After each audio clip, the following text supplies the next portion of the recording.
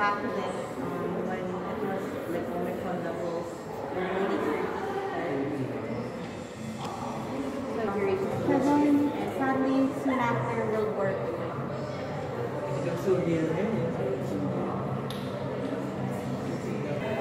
And then Bataan, and then Marlon.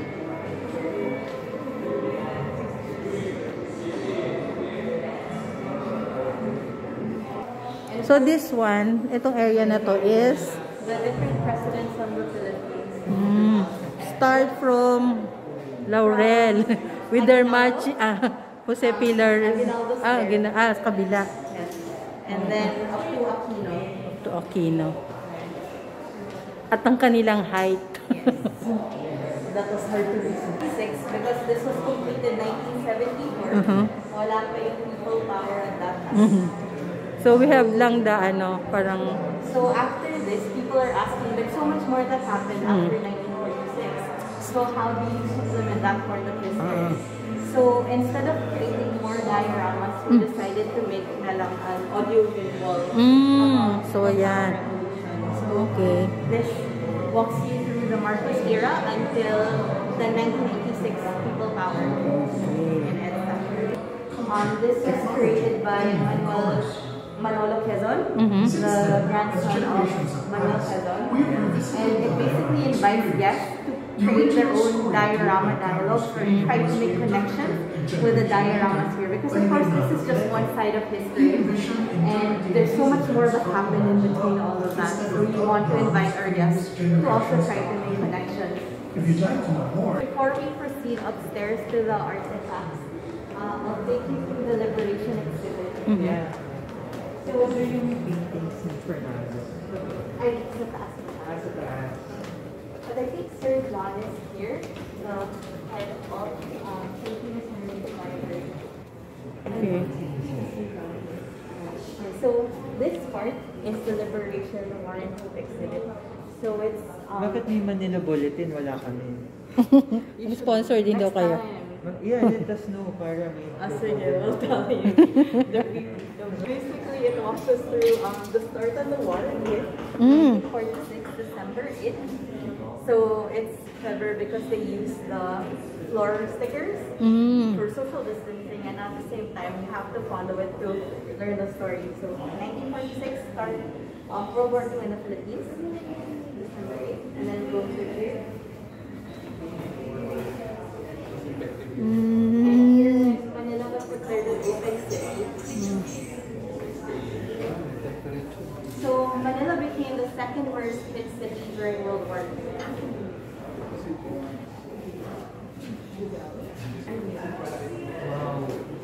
And how life was like. So beautiful. Here we have Sir John. Hi, Sir John. Hi, Sir John. With the museum, the first part of the exhibit. Some of the... Okay. So you entered from the museum. There are actually two entrances to the exhibit.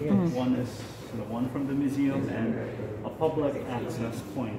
And one of the things that our partners like about that part is that it allows wider reach to take place when public has free access to the exhibit. So our partners, especially the U.S. Embassy, are quite happy about that.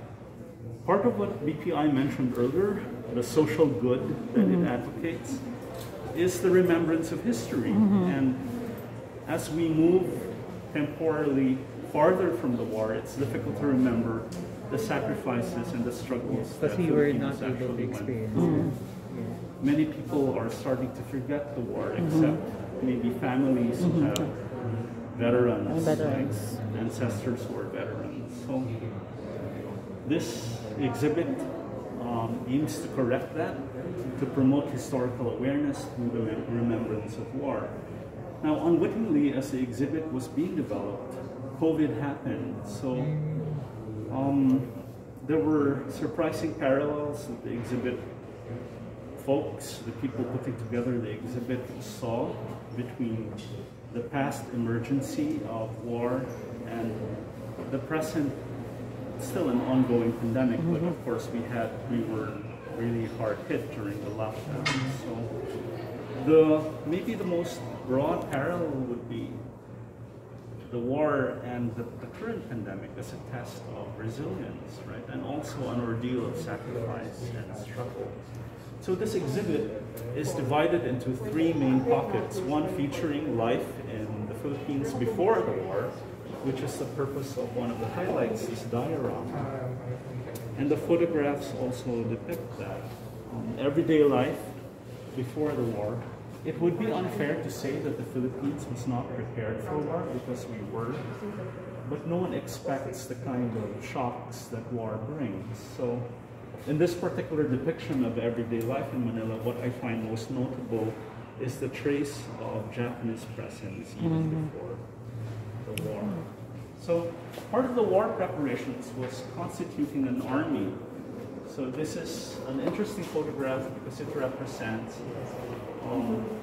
a diverse set of members of the Filipino community.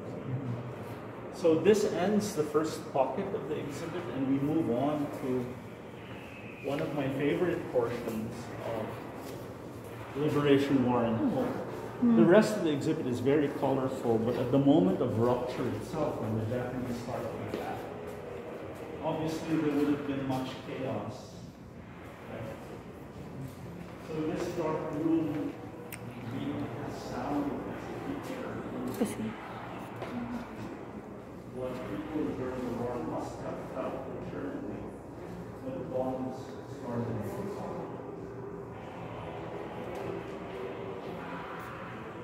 Chaos ensued, and pretty soon the more violent aspects of the Japanese occupation took place. So that trauma is depicted in this particular pocket of the exhibit. We did not emphasize trauma so much because what we wanted to do was to really foreground, as part of the mandate of the love of country, right? Promoting love of country, was to foreground not just struggle but also the war as a test of the unconquerable spirit of Filipinos. So much of the highlight in the exhibit is not the trauma of war, but the ability of Filipinos to cope with it, and eventually to rise above the ruins that the war left behind. So here's another extension, here's another pocket of the exhibit depicting the movement towards liberation. So some of the photographs that you see, of course, depict Japanese occupation, which gradually pivoted with the return of American forces to the period of liberation. Now, the narrative obviously is very truncated, so the purpose of this video is to give you elaboration, more in-depth treatment of the experience of war. Originally, this was planned as a virtual experience, a 3D experience with documents, but for reasons that are obvious because of the pandemic, that would have been a health hazard. So we opted to present the material this way with the blessing of both the U.S. Embassy and IM Cardboard, which produced this video. I have a question. We have a section here for There's no section on Corridor.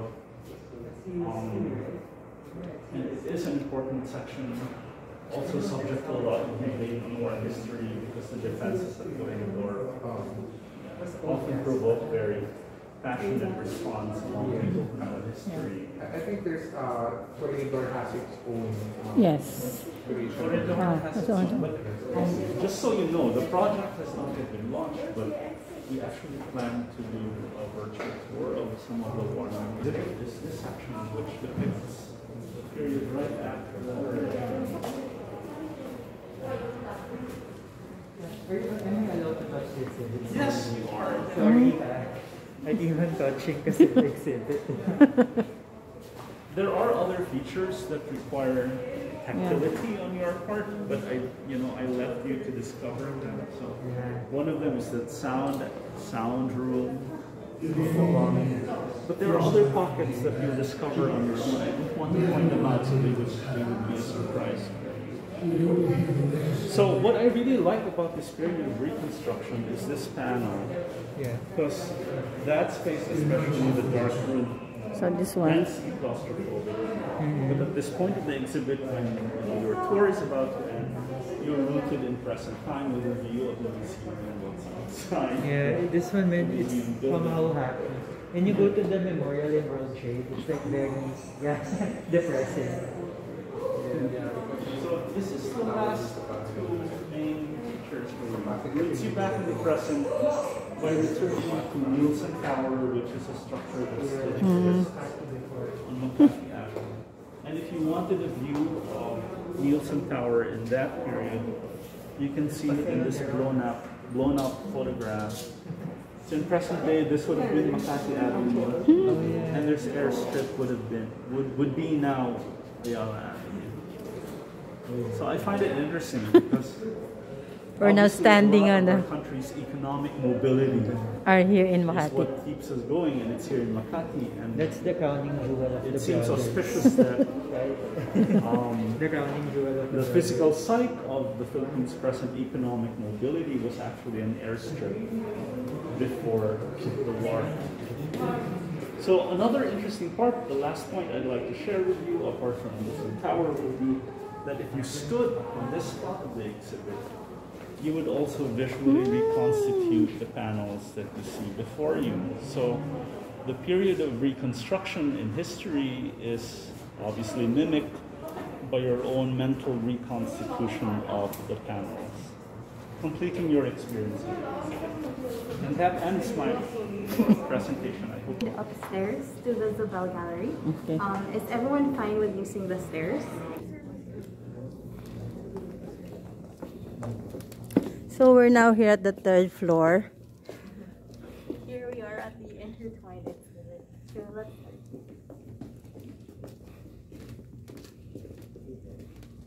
So here we have intertwined trans-Pacific trans-cultural Philippines.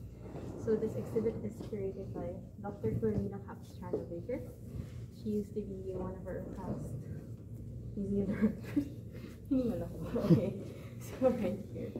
So basically this exhibit tries to make everyone understand that, because usually when you think of Filipino identity, culture and heritage, we try to divide it into this is Spanish, this is Japanese, this is Chinese influence, but really all of that combined is what makes us Filipino. You can't just divide it into different Generations influences as and all that. influences. But that's what makes us who we are. So here it starts off with this exhibit dedicated to Fernando Zobel. So Fernando Zobel is the person who envisioned the museum in the 1950s, and later on it was his sister Mercedes Macmeeting who made the museum happen. So earlier on, when he's still an artist, scholar, and philanthropist, but when he was a scholar, one question that he would always ask is, what is Filipino culture and heritage? And usually when we think of art, usually for a lot of cultures it starts with their belief system. So if you can come closely here, you could see that a lot of the works in this area is just dedicated to religion, to Catholicism. For many civilizations around the world, it really started with their beliefs. Okay, so for this exhibit, just can you take note that some pieces photography is not allowed there. So just take a close look. There will be an orange mark naman that says no pictures. Public viewing yung kay Marsolo, but hindi pwedeng picturean. So dito lang tayo. No, you can take pictures. Ah, yun na, because kita. the copyright expired. Okay. Anong tawag Copyright I forgot, expired. but it reaches Yeah, that's 50 years. eternal. Posthumous. Ah, It's now okay. for public. Every 50 years, no? Yeah. Lahat ng Ng, nagiging public Yeah. na siya. for public na. Viewing na. So now you can take pictures na. Pero yan guys, bukod dito sa tour ko, mas marami pa kayong makikita once na nagpunta talaga kayo actually dito sa Kasi naka-over ko yun. Ayala Museum. Ginagawa na rin nila. Diba? So this one is done for Victoria Isabel, one of the relatives of Isabel. So this is Victoria Isabel in this painting. So there was a time we also had an exhibit of Amor Solo that's just purely portraits because they don't people patrons. Excuse me, and more solo. This one is So he went to Yale to study, but fun fact about him, in an art competition, he beat Salvador Dali, only won second place.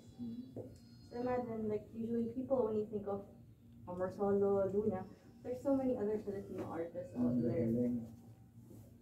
at lahat yun halos nandito na sa Ayala Museum. Hindi naman po. Halos lahat lang, halos lahat. A lot of our exhibits din po. Mm. One way for us to keep changing our exhibit is we borrow from other collectors and collections. One important aspect of culture is also food. So food and our diet is largely influenced also by the different cultures that came here. Like for example, the fruits, example, pineapples. People think that's local because diba barong Tagalog. But really it's from trade, from Spain, from Mexico. Make up to now, but it's different. Oo. Hindi na ganito. Yes. Parang ano na lang ang pastillas ngayon, kinugupit-gupitan dulo. But before, ito yung ano niya. Yeah. Domingo, remember downstairs? Yes, I Yung remember. Painter. Ah, she painted this. Yes. Painted this. We travel, we have mga souvenir postcards, something like that. So these are done also as a form of souvenir. So it shows the different people around the Philippines back then, or Manila, the different types of clothing they wore, sometimes even their work. Or letters and figures. So these are also commissioned by travelers who would go here or by wealthy patrons. So you'd see naman this one. This one's very nice. You'd see the names. Oh, you don't touch it. I thought I could touch it. So It's just a loop. Here. Making it so. iba ngayon pa rin nasa phone ka. Ship. Which will go here for trade. So this is part of the collection downstairs of the ships. So curatorial, we have time. Okay, okay, we have 14 minutes. Okay. Paintings by Juan Luna. But what we're trying to show off is the shawl that the women are wearing. That's called the Manton de Manila, which is a trade good. Made out of silk and made in This China. is the Manila Heritage. Oh, this is called Intertwined under Ayala Museum. Under Ayala. So yung mga maps, Yeah. And I'm sure maybe you guys are familiar with this map, the map of Father Pedro Murillo Velarde. So it's from 1734, and it shows the 3 islands under the arbitration case against China. That the 3 islands are part of the Philippines. You see it in this right. That's ito yung 1, 2, 3. And it's also interesting because it shows the different people in Manila. Also the hot chocolate set from before, serving set is an important part. Religions, artifacts. All the way to the back. Yung mga Yes, yung